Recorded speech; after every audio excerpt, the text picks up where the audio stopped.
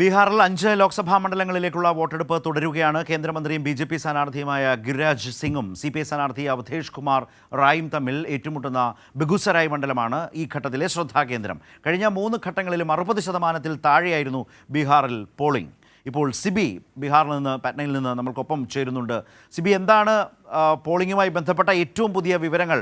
മെച്ചപ്പെട്ട പോളിംഗിലേക്ക് പോകുന്നുണ്ടോ, അതോ കഴിഞ്ഞ ഘട്ടങ്ങളിലേതുപോലെ തന്നെയാണോ? എവിടെയാണ് സിബി ഇപ്പോൾ?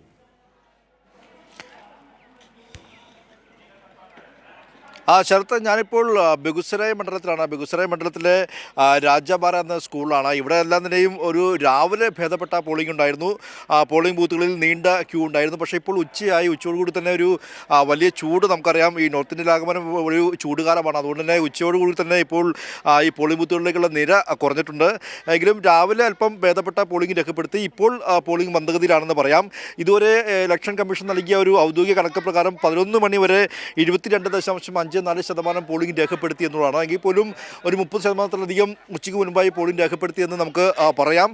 എങ്കിൽ പോലും കഴിഞ്ഞ 3 ഘട്ടങ്ങൾ നോക്കുമ്പോൾ 60% താഴെ മാത്രമായിരുന്നു ബീഹാറിൽ പോളിംഗ് ഉണ്ടായിരുന്നത്. ആദ്യഘട്ടത്തിൽ 48%, രണ്ടാം ഘട്ടത്തിൽ 58%, മൂന്നാം ഘട്ടത്തിൽ 59.1% പോളിംഗ് മാത്രമാണ് ബീഹാറിൽ രേഖപ്പെടുത്തിയത്. വലിയ ആശങ്കയോടെയാണ് ബി.ജെ.പി. കാണുന്നത്. പ്രത്യേകിച്ച് നമുക്കറിയാം, ഹിന്ദി ഹൃദയഭൂമിയിൽ ബീഹാറിൽ നിന്നും ഏറ്റവും കൂടുതൽ സീറ്റുകൾ ബി.ജെ.പി. ആഗ്രഹിക്കുന്നുണ്ട്. 40 ലോക്സഭാ മണ്ഡലമാണ് ബീഹാറിലുള്ളത്. ഇതിൽ ഏറ്റവും പ്രധാനപ്പെട്ട മണ്ഡലങ്ങൾ തന്നെയാണ് ഇന്ന് പോളിംഗ് പുരോഗമിക്കുന്നത്. എന്തായാലും പോളിംഗ് മന്ദഗതിയിലാകുന്നത് ബി.ജെ.പിക്ക് വളരെയധികം ആശങ്ക ഉണ്ട് എന്ന കാര്യത്തിൽ യാതൊരു സംശയമില്ല. ഈ 4ാം ഘട്ടത്തിൽ കൂടുതൽ പോളിംഗ് രേഖപ്പെടുത്തുന്ന ഒരു പ്രതീക്ഷയിലാണ് എല്ലാ കക്ഷികളും ഉള്ളത്.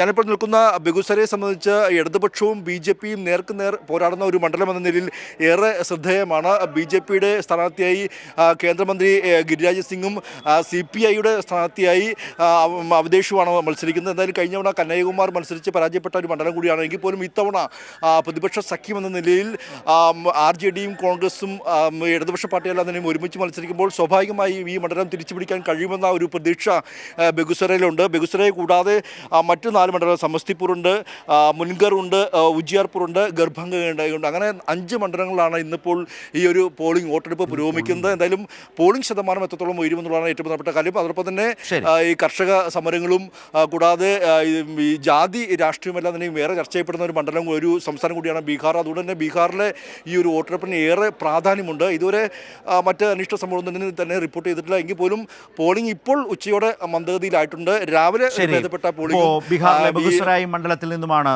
സിബി ഇപ്പോൾ തത്സമയം വിവരങ്ങളുമായി നമ്മൾക്കൊപ്പം ചേർന്നത്. 4ാം ഘട്ടത്തിൽ ബീഹാറിലെ പോളിംഗ് എങ്ങനെ എന്നാണ് ഇപ്പോൾ വിശദീകരിച്ചത്.